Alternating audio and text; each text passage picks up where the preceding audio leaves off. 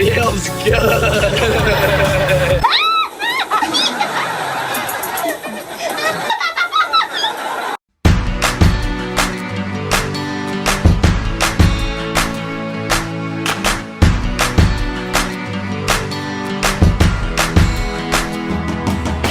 So last night I rewatched Game Shakers, which if you don't know is a Nickelodeon original series that ran from 2015 to 2019.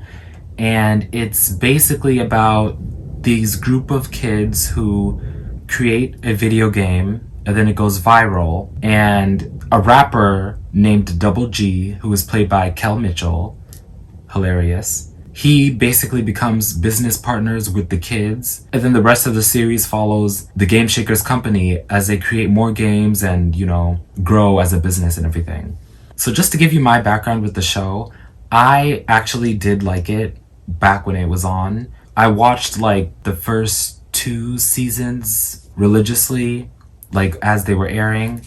And then around 2017, I like stopped watching the show just because at that point in time, I kind of felt like I outgrew Nickelodeon. And then in 2018, I stopped watching newer Disney shows because for the same reason. I was literally just waiting for Casey Undercover to end and then I was going to move on. But then a few years later, as I got older, I would go back and rewatch these shows from my childhood just because. And eventually start this YouTube channel.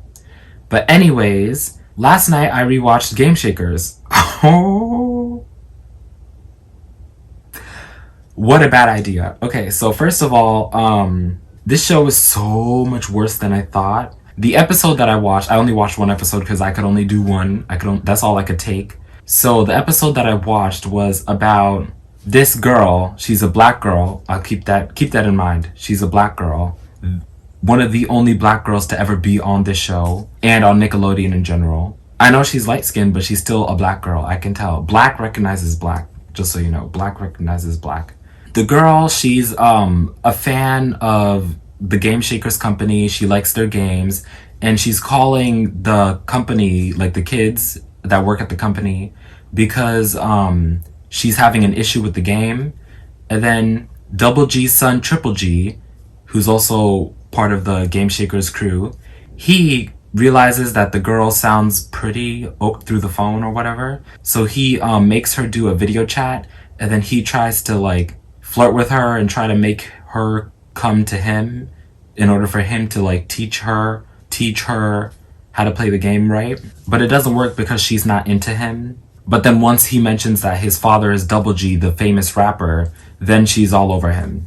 So basically she's just a gold digger throughout this episode. And then at the end, she gets carrot juice like thrown at her.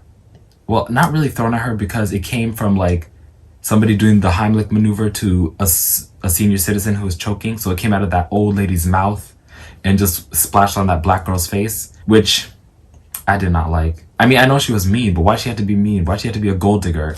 So that was one issue I had with this episode, like going back and watching the show, rewatching the show. But the main issue that I had was Game Shakers is so gross.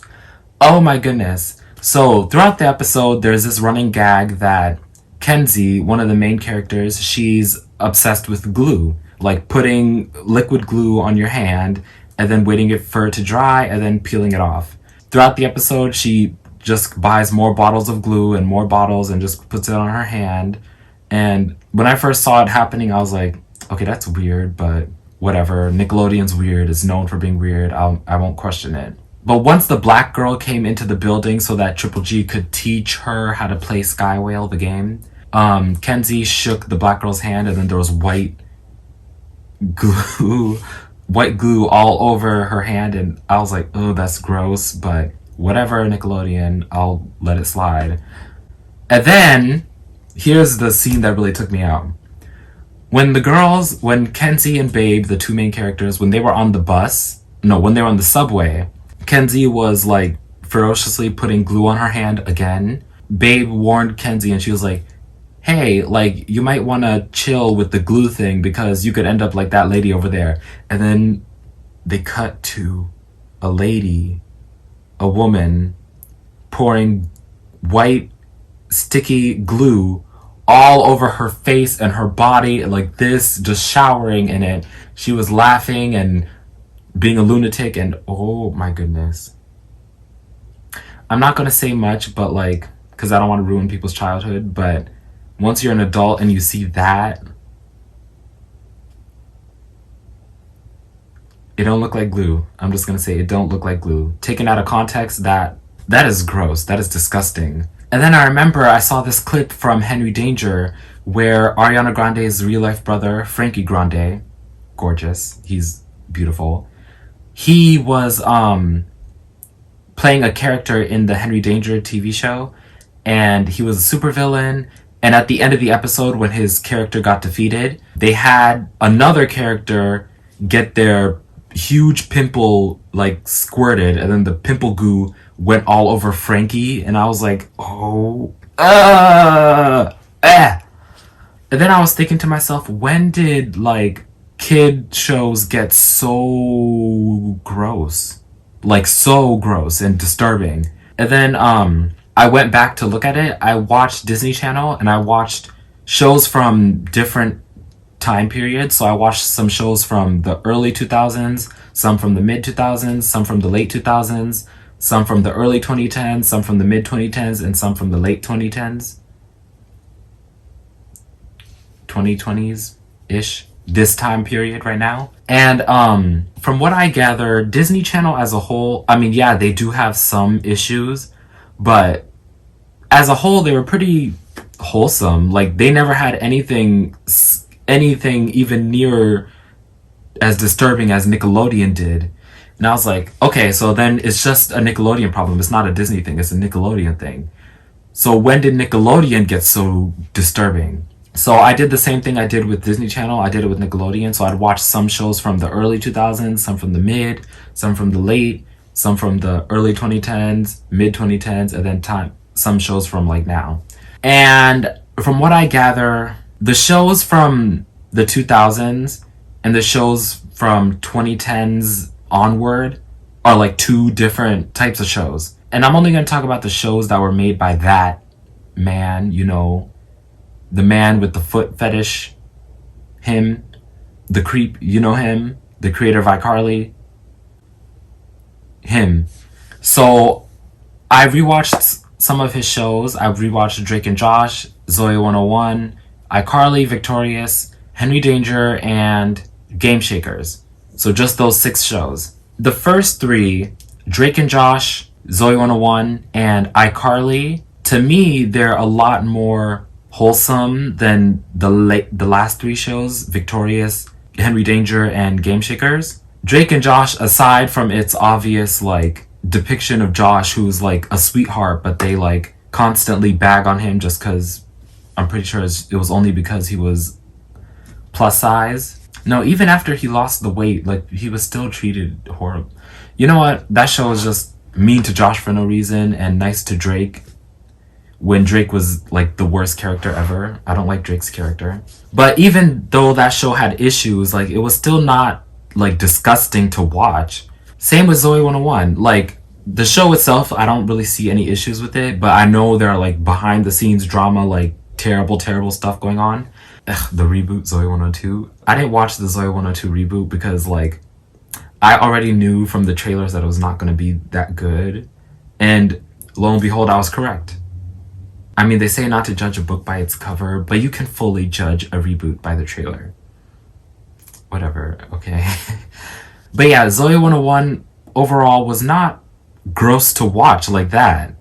And then iCarly, yeah, they had weird moments, and I always said that like the actual iCarly web show on the TV, like in the TV series, when you watch the actual iCarly web show, it's like the most annoying thing to sit through. Like I just feel like they're talking to me like I'm a 2-year-old, but the rest of the episode is like they're talking to me like I'm a fully functioning human being. But like I don't like how they talk down to people on the actual iCarly web show for like 2-3 minutes an episode. But other than that, iCarly, yeah, it was weird sometimes, but it was never like disturbing like that, like Henry Danger and Game Shakers. So I was like, okay, what was the shift? What made everything go from A to Z, like just like that? And here we are to the thesis statement of this video. Victorious. Victorious was a show of many firsts. It was the first show to have such a diverse group of characters that we've never really seen before on children's media. There are no other characters like Cat Valentine anywhere on TV. All the characters were so unique, and the plot lines for the first 2 seasons were so unique. I think that's what made the show really stand out. But another thing that made the show really stand out was just how disturbing it is. Like, Victorious is one of the most disturbing shows I have ever seen. Like, if you go back and rewatch it, you're probably gonna have nightmares. Even though I talked about like Henry Danger and Game Shakers being gross, disgusting shows, Victorious as a whole is so much. It's like 10 times worse than those shows put together. And a while ago, I made a video like doing a sitcom smackdown with comparing Hannah Montana, iCarly, Wizards of Waverly Place, and Victorious. And I immediately eliminated Victorious first because, well, first of all, like, when Victorious premiered, the other 3 shows had already been on for so long. Like, the day that Victorious premiered, Hannah Montana had already been on for 4 years. They just had their season 3 finale, and each season is like a year and a half, like long seasons. They did the Hannah Montana movie, the tour, everything. Like, Party in the USA came out, like, see, The Climb, like, all that already happened. And Hannah Montana was already like $1 billion industry. Also, with Wizards of Waverly Place, the show was on its 3rd season, already won an Emmy Award. The movie came out, scored huge numbers. That show was already like making waves. And the same thing with iCarly. That show was big. It just broke Nickelodeon records with like having the most watched episode ever with I Saved Your Life. So when Victorious premiered, the other 3 shows had already been on for so long and were already so popular. So I felt bad putting it on, comparing Victorious to those other 3 shows when those 3 shows had already gotten awards, blockbuster ratings, and millions on top of millions of dollars. So that's why I felt bad putting Victorious against those 3. Another reason is because Victorious is just, it's gross, it's disturbing. Like, there are so many, it's full of innuendos. This whole show is an innuendo. Yes, it's entertaining and it's fun and they got good music, but it's like so disgusting and filthy that I have a hard time watching it sometimes. And also, the other 3 shows ran for like 5 or 6 years. They all lived up to their full potential. They actually all went above and beyond their full potential. And then they all had beautiful finales, and then Victorious was just canceled after 3 seasons. Oh, and also another thing is that people at the time also found Victorious to be as disturbing as we now know it is. Because we were children back then, we didn't really know, but now that we're grown up, we know. But like, the people who were our age or older back then, they knew this stuff. I even remember like an interview that Maria Canales-Barrera, who plays Teresa Russo, the mom on Wizards of Waverly Place, she said something along the lines of, I may be misquoting, but she said something along the lines of like, how there are new shows out here that are just like promoting bad values or something, and our show Wizards is all about like good family values and keeping it family friendly and not inappropriate or anything. Victorious, so inappropriate. And I full-heartedly think all of the shows created by that man after Victorious, all of them were disturbing or had many weird disturbing elements because of Victorious. They realized what they could get away with on a kids show, and they just ramped it up for the next shows that came after Victorious. At least Sam and Cat didn't have this problem. So yeah, that's my whole point. Hey everybody, this is me popping in after, during editing. I forgot to say something. So when a person is a creator and they are creating art, whether that means a TV show, a movie, a book, a song, whatever it may be, I full-heartedly believe that what you are, your values that you hold, will reflect in your artwork. And that can be taken in a positive way or a negative way. For example, if you're like very, very pro like equal rights for everybody, then I feel like your work will reflect that. People will see your movie and feel that, or they'll read your book and feel that. However, if you like are racist, then like those racist undertones will carry in the work that you produce, whether you intend to or not. It will, and that does happen in a lot of like kids shows. I iCarly, Sam Puckett.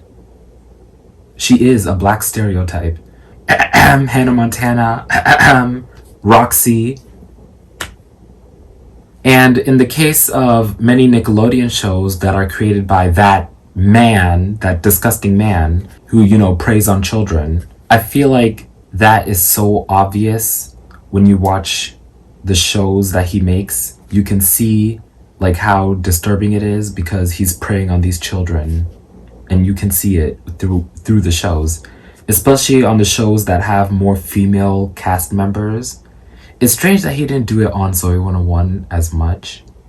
Not that I would wanted him to have done that, but he did it primarily on Victorious. Victorious is innuendo city. That's just like sexual stuff all over. That show is disgusting.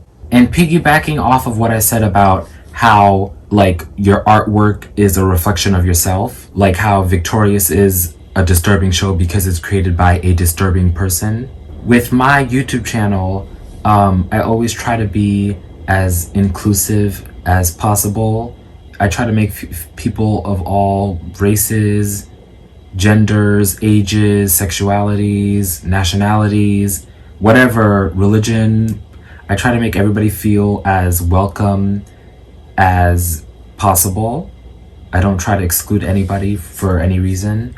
And even if anybody has a disability or anything, I always try to do that with my channel because that's how I live in my own life. And you see how it's reflecting on my channel because the people who watch me, like I see like the age ranges are all over the place. The races, like there's black, white, Indian, Asian, Latino, like it's all over the place. Gay, straight, bi, everything. I love it. What you create is a reflection of who you are. And the diverse fan base of the people who watch me is a reflection of my own desire to be diverse and inclusive. Just like naturally, that's just who I am. And I noticed that like the people who gravitate towards me, like there are so many different people from all walks of life, and I love it.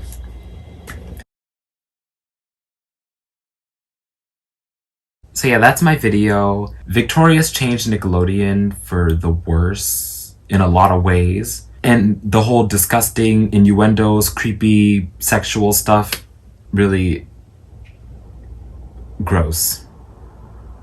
That man is disgusting. That's all I gotta say. All right, peace.